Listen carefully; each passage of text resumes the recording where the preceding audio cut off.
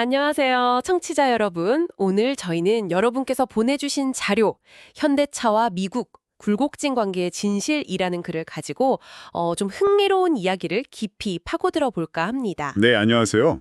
최근에 그 조지아주 현대차 관련 시설에서 있었던 이민 단속 소식, 아마 많은 분들이 뉴스 보셨을 텐데요. 이게 꽤 충격적이었잖아요. 네, 맞습니다. 상당히 큰 뉴스였죠. 하지만 오늘 저희가 살펴볼 이 분석 자료를 보면요. 현대자동차와 미국의 관계라는 게 이 사건 하나로만 볼 거 아닌 것 같습니다. 훨씬 길고 또 복잡하고 말 그대로 정말 우여곡절이 많았다고 하네요. 그렇죠. 수십 년에 걸친 이야기니까요. 자, 그래서 이 복잡하게 얽힌 실타래를 한번 풀어보려고 합니다. 오늘 저희 목표는 단순히 사건들을 쭉 나열하는 게 아니고요.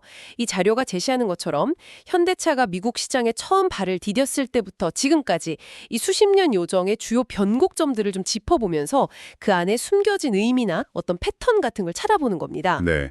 어떤 전략이 통했고 또 위기는 어떻게 넘겼는지 그런 것들을 살펴보는 게 중요하겠죠. 맞습니다.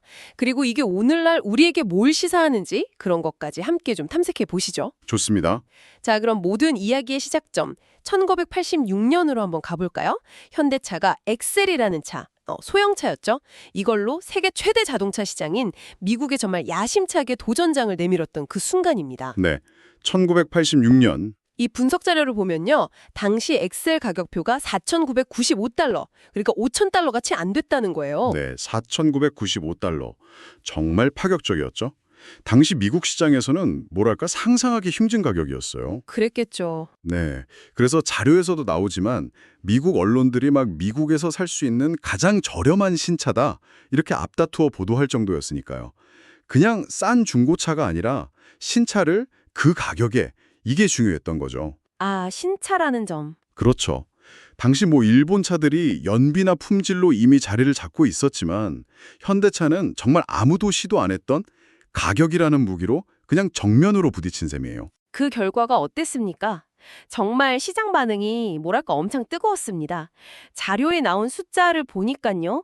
출시 첫 해에만 16만 8천 대 이상이 팔렸다고 해요. 16만 8천 대. 네, 엄청난 숫자죠. 이건 당시 수입차 브랜드가 데뷔 첫 해에 올린 판매 기록으로는 어마어마한 성공이었던 거죠. 아마 현대차 내부에서는 와, 이제 우리도 글로벌 브랜드로 가는구나 이런 희망, 자신감 엄청났을 것 같아요. 그렇겠죠. 네. 하지만 이자요가 바로 그 다음에 지적하는 게 그 눈부신 성공 뒤에 바로 그림자가 드리워졌다는 겁니다. 영광이 생각보다 너무 짧았다는 거죠. 아, 역시 문제는 네, 바로 품질이었습니다.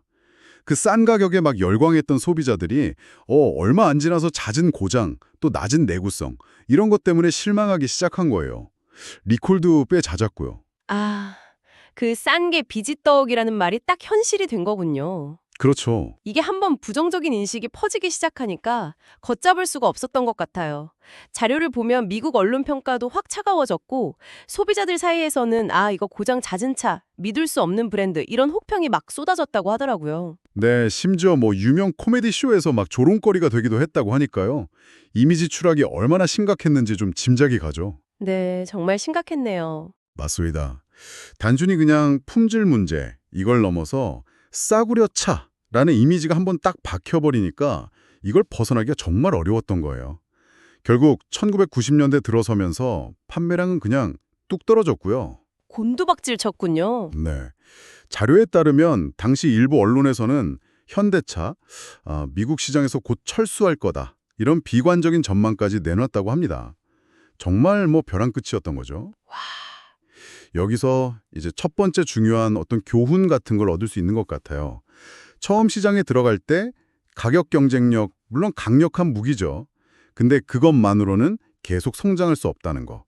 특히 품질이나 브랜드 신뢰가 이게 받쳐주지 않으면 오히려 독이 될 수도 있다는 거죠. 네, 정말 바닥까지 떨어진 상황이었는데 그럼 어떻게 반전을 만들었을까요? 여기서 이 분석이 또 주목하는 현대차 역사상 가장 극적인 결정 중 하나가 나옵니다. 그렇죠. 바로 1998년에 도입한 10년 10만 마일 파워트레인 보증입니다. 10년 10만 마일? 네. 지금 기준으로 봐도 상당히 긴 보증 기간인데 당시 미국 시장에서는 이건 파격, 아니 거의 충격적인 수준이었어요. 대부분 미국 자동차 회사들이 한 3년, 3만 6천 마일 이 정도 기본 보증을 하던 시작이었거든요. 10년이라니. 저라도 아니 자기들 차에 얼마나 자신 있으면 저런 보증을 걸지? 이런 생각이 먼저 들었을 것 같아요. 이게 그냥 마케팅 구호 이상이었겠네요? 정확합니다. 이 자료는 이 보증 제도를 그냥 판매 늘리려는 그런 게 아니라 현대차가 품질에 대한 어떤 근본적인 자신감을 회복했고 이걸 소비자들한테 정면으로 딱 증명하겠다. 이런 의지의 표현으로 해석을 하더라고요.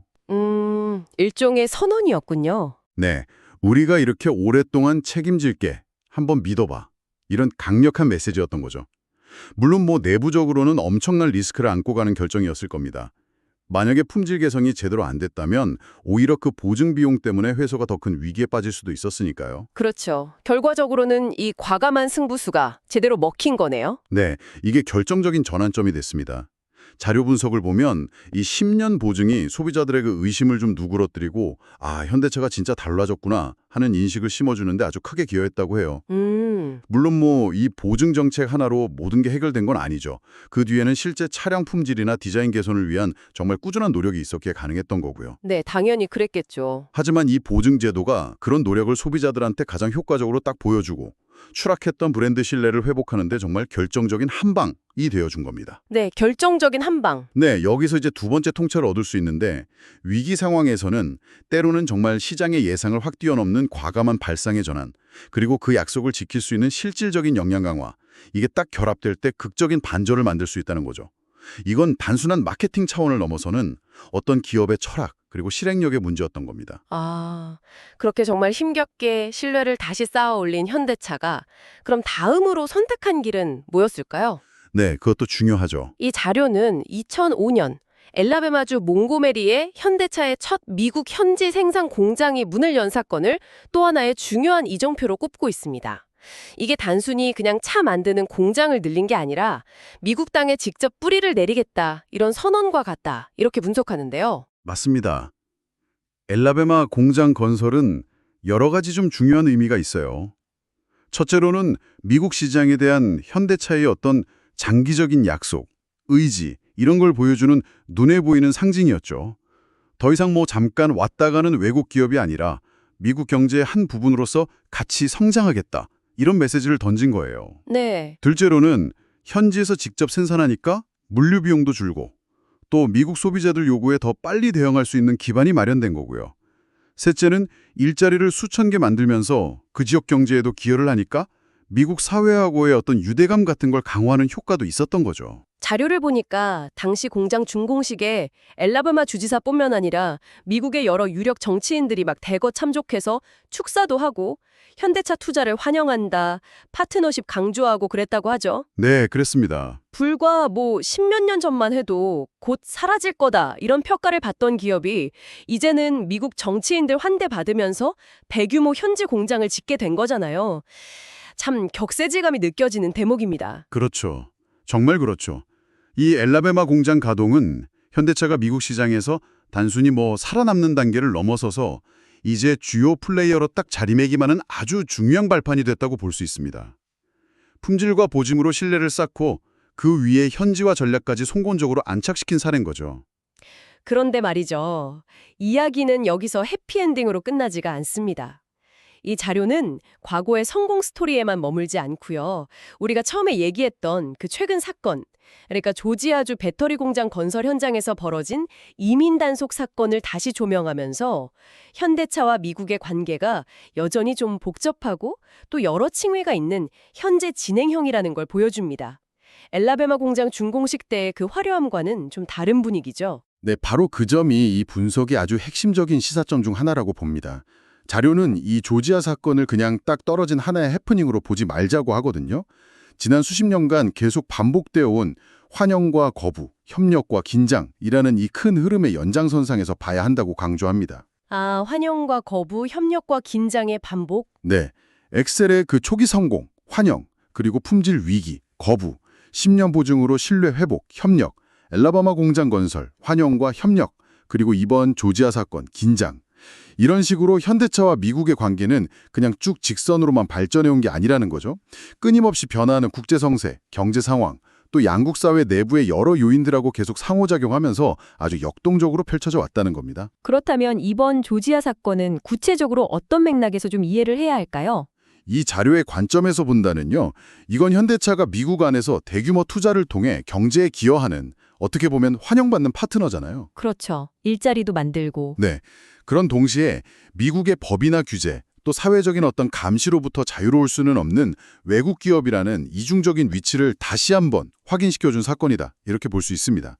특히 최근 강화된 미국의 이민 정책이나 노동 관련 규정, 그리고 전기차 시대를 맞아서 더 치열해진 글로벌 경쟁 구도, 이런 상황 속에서 터진 문제라는 점에서 앞으로도 좀 비슷한 긴장 요소들이 생길 가능성이 있다. 이렇게 볼 수 있겠죠. 네.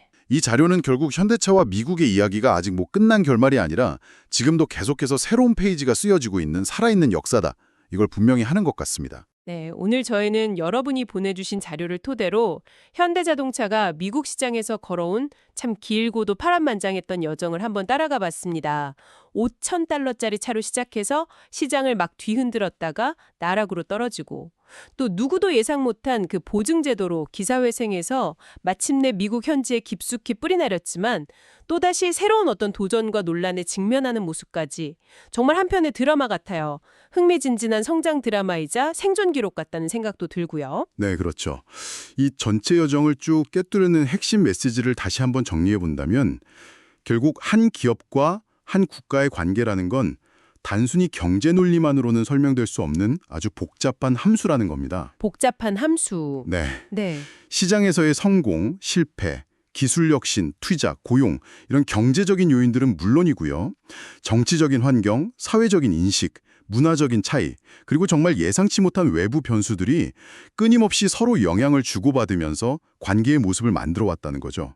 이 자료가 강조하는 것처럼 환영과 거부, 성장과 위기는 마치 동전의 양면처럼 항상 같이 존재해왔고 앞으로도 그럴 가능성이 높다. 이렇게 봐야 할 것 같습니다. 성공시나 뒤에 가려진 그림자, 또 위기 속에서 찾아낸 돌파구, 이런 어떤 역동성, 이게 바로 이 관계를 계속 주목하게 만드는 이유가 아닐까 싶네요. 맞습니다. 그리고 이 수십 년간의 기록은 단순히 그냥 과거 이야기가 아니라 현재와 미래를 이해하는데 아주 중요한 실마리를 준다고 생각해요. 성공과 위기가 계속 반복되는 이 역동적인 관계의 본질을 이해하는 것이 앞으로 펼쳐질 또 다른 국면들을 전망하고 대응하는 데 있어서 핵심적인 통찰이 될 수 있다는 거죠. 자료의 마지막 문장처럼 이 이야기는 지금 이 순간에도 계속 쓰여지고 있다는 사실, 이걸 기억하는 게 중요합니다. 네, 수십 년에 걸친 이 우여곡절의 역사를 이렇게 돌아보니까 앞으로 현대차와 미국의 관계가 또 어떤 모습으로 펼쳐질지 섣불리 예측하기는 참 어렵다는 생각이 듭니다. 청취자 여러분께서는 오늘 저희가 함께 살펴본 이 이야기 속에서 어떤 장면, 또 어떤 순간이 가장 인상 깊으셨나요? 어쩌면 이건 한 기업의 생존 전략을 넘어서서 글로벌 시대를 살아가는 우리 모두에게 던지는 질문은 아닐까? 이런 생각도 드네요. 한 번쯤 깊이 생각해 볼 만한 지점인 것 같습니다. 오늘 이야기는 여기까지 나누겠습니다. 네, 감사합니다.